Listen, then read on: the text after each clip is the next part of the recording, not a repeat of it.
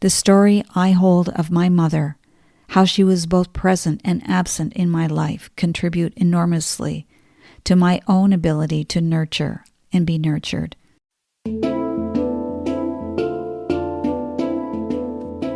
Welcome to NVC Life. I'm Rachelle Lamb, veteran NVC trainer and relationship coach, helping listeners navigate interpersonal conflict and ground more deeply into relational living.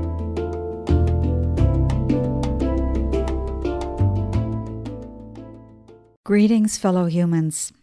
Today, April 30th, is both my mother's birthday and my daughter's birthday. My mother would have turned 89 today. She died at the age of 43 from breast cancer, despite being born into a family of robust constitution where it would have been perfectly plausible for her to live into her 90s. My daughter, who turns 32 today, never had the good fortune of meeting her, though I always nurture the possibility that some glimmering echo of my mother breaks through the veil from the great beyond into her granddaughter's consciousness. Some loving words, some form of nurturance and guidance, something that bridges the worlds between the living and the dead. I have, over the past year, noticed a steady increase in the number of times my mother visits me in my dreams. There had been extensive periods where I so rarely dreamed about her. That's changed. She appears quite often as the person she was in her most robust state of health. We carry on as if she had never died. I like those dreams. In other Dreamtime visits, her death is known to me, and she has returned from the dead. We're always happy to see each other. I like those dreams too. I often wonder what our relationship would be like had she lived much longer. Being 21 years old at the time of her death, I was still too young to get to know her in the truest sense. I could only know her through my young eyes. It seems proper to say that we get to know our parents more fully by virtue of taking on the mantle of adult responsibility and adversity that separates childhood from adulthood, especially the commitments associated with making a home, holding down a job, becoming parents, serving the larger community. I've come to know my parents more deeply with each passing year, even in their absence. The concerns of a 30 or 40-year-old are far different from those of a 10 or 15-year-old, and those of a 60 or 70-year-old different from those of the 30 or 40-year-old, though the gap begins to narrow. There's a lot more shared lived experiences as the number of candles on the cake increase. Oh yeah, I can see how it was hard for you to raise a brood of kids back then. It doesn't excuse your angry outbursts and questionable behavior, but it does at least make those moments understandable, and also grants me the capacity to have compassion for the hardships you suffered, as well as those that I suffer. In the case of my mother, I remember her as warm and kind, always ready to wonder about things with me. I think the most pissed off I ever got with her was when she would yell at an inattentive driver. I would remind her in those moments, in my teenage way, that the person couldn't hear her, so her yelling was pointless. I remember another time her coming downstairs, dressed up to go out for the evening. She asked me how she looked. I was 16 years old. She was 37.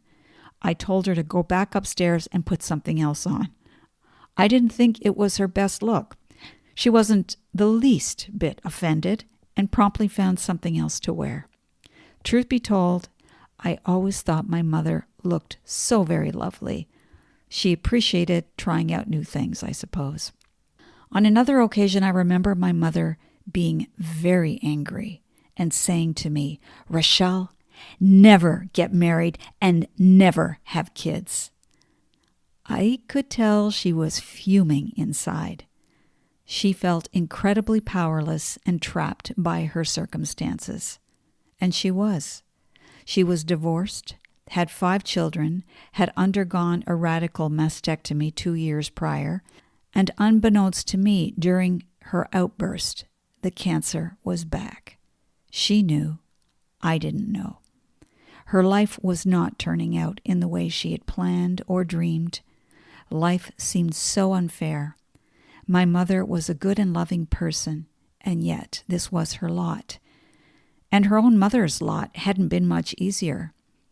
Born in Ireland, my grandmother, along with her husband and their 6 children, emigrated from England to Canada in 1947 to carve out a better future for themselves. Things didn't go as planned. The family lived in great hardship and poverty for many years, and my grandmother died of heart failure at age 56. Pretty young still. We have our plans, and then there are the plans life has for us. Sometimes they overlap. Often they don't. I sometimes wonder if I should have been angry at my mother in the way that teenage girls often are. Angry for marrying my father. Angry for not being more powerful. Angry for not rescuing us. Angry for leaving me every weekend when I was 15 years old to go spend time with her boyfriend, who we eventually ended up living with. I would miss her terribly during those absences.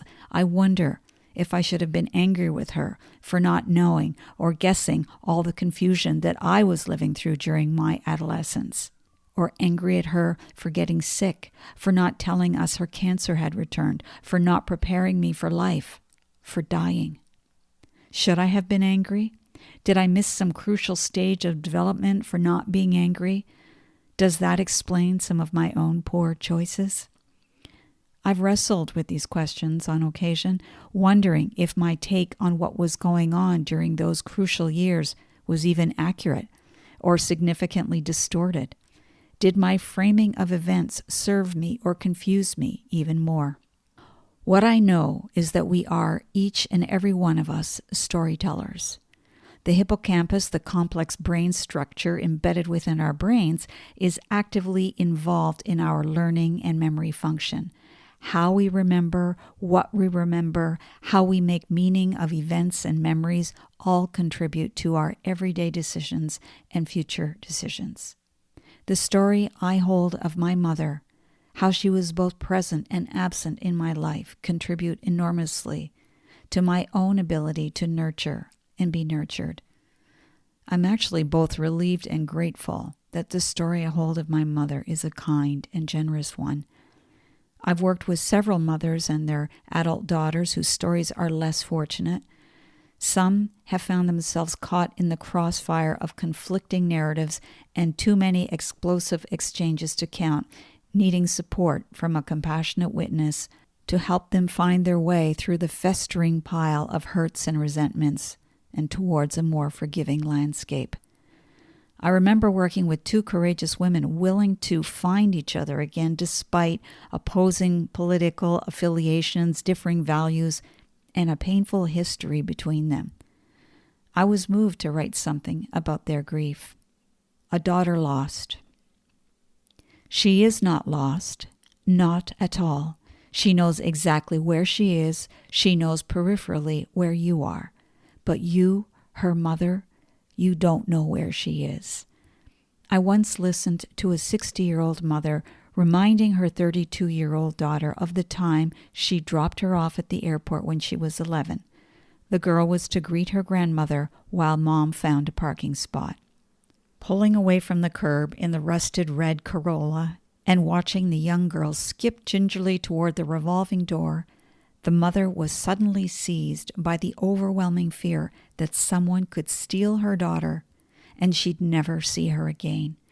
The point being, she wanted to be able to locate her wanderlust daughter and convey her deep caring for her even though she'd failed at being the perfect mother.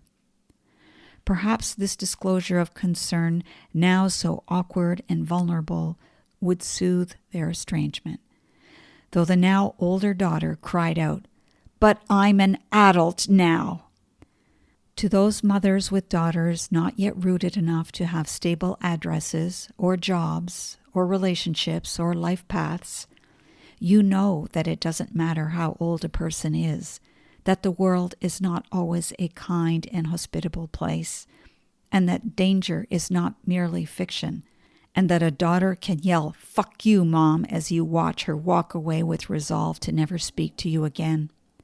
You won't know where she is, and you'll be haunted by the part of you gone missing somewhere in the ages-old landscape of what was to unfold as you sipped coffee together, discussing how to ease the pain of her baby's first molars and navigate the fog of not enough sleep to get through the day and the blistering concern of what kind of crazy world are we crafting for our children. You won't know where she is, your dear, precious, beautiful daughter, and you won't know where you are. And you'll need to learn a foreign grief that confounds the continuum that was to nourish both your lives. Lost. You cut another square from the blanket you first swaddled her in. You add a generous pinch of tobacco, then you hang the length of prayer ties, and you ask the wind to carry your love to her. Whew. That's a story that belongs to so many in these increasingly fragmented and disconnected times we live in. I share it with you, not to cause guilt if you know the story, but so that you can bow to the necessity of learning heartbreak in such times. Here's another poem. This one is from the poet Sharon Olds, titled, "After 37 years, my mother apologizes for my childhood." When you tilted toward me, arms out, like someone trying to walk through a fire, when you swayed toward me, crying out you were sorry for what you had done to me, your eyes filling with terrible liquid like balls of mercury from a broken thermometer skidding on the floor, when you quietly screamed, "Where else could I turn? Who else did I have?" The chopped crockery of your hands swinging toward me, the water cracking from your eyes like moisture from stones under heavy pressure, I could not see what I would do with the rest of my life. The sky seemed to be splintering like a window someone bursting is into or out of. Your tiny face glittered as if with shattered crystal, with true regret, the regret of the body. I could not see what my days would be with you sorry, with you wishing you had not done it. The sky falling around me, its shards glistening in my eyes, your old soft body fallen against me in horror. In horror, I took you in my arms. I said, "It's all right. Don't cry. It's all right." The air filled with flying glass. I hardly knew what I said or who I would be now that I had forgiven you. Oh, that's so powerful. I hardly knew what I said or who I would be now that I had forgiven you. Who would I be now that I had forgiven you? We might not realize it, but we forge an identity for ourselves when we decide that someone is not worthy of forgiveness. We don't know what harm was done in the poem, but we can certainly feel the pain and recognize the courage it would take to choose to break away from that pain, from that narrative, by finally forgiving. Last year, when I was delivering a residential nonviolent communication training at Hollyhock, I purchased a book from the bookstore written by another Hollyhock presenter. I was instantly drawn to the title, Bloodroot, Tracing the Untelling of Mother Loss, by Canadian author Betsy Warland. What a profoundly moving memoir. Warland recounts the tumultuous terrain of her relationship with her mother as her mother is in her dying time. There's no possible way I can do justice to the book's poignancy. There are pages in the book that have only a few sentences, the white space surrounding the words speaking just as loud as the words themselves, giving them more power and urgency. For instance, page 177. Our stories ourselves. My mother birthed me and birthed story in me. Exiting through her lower mouth, I entered language through her upper mouth. She spoke words to me as soon as she held me. Her placenta of words began to envelop me. With the wrenching absence of worn, melodious body, obligato opera of her organs, I needed the sounds of her words desperately. With each word, her lips grew toward me just as they did when she kissed me. My mother taught me language, which is how to exist. On the next page, Worland writes, "There is no story without mother." It's a standalone sentence on the page. There is no story without mother. The mother-daughter story is a complex one, and there are many facets to it. I have chosen to shed light on some of the heartbreak that comes with such a close and enduring bond, which is also to say that it is a very unique bond in its own way. Perhaps because, in the case of females, infant girls are born with eggs fully formed. The person I am today is the result of the fertilization of an ovum that was already fully developed when my mother was born from her mother's body. It's a profoundly deep connection. Me to my mother, to my grandmother. I conclude this episode with a poem I wrote for my own daughter when she was a teenager, and I found myself overwhelmed by the emotional roller coaster that hormones unleash in a young person. Writing was a healing and restorative medicine for me. Daughter. What a fine word, daughter.